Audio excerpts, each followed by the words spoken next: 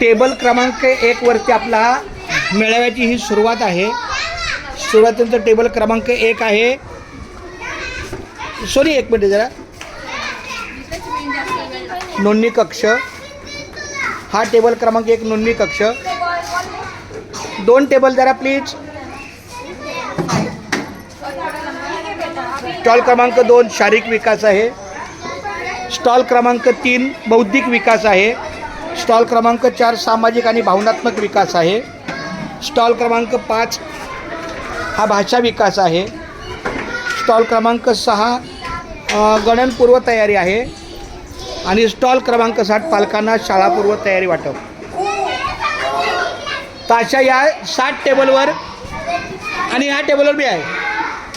अशा प्रकारे 7 टेबलावर आपले 7 आपले प्रतिनिधी बसलेले आहेत.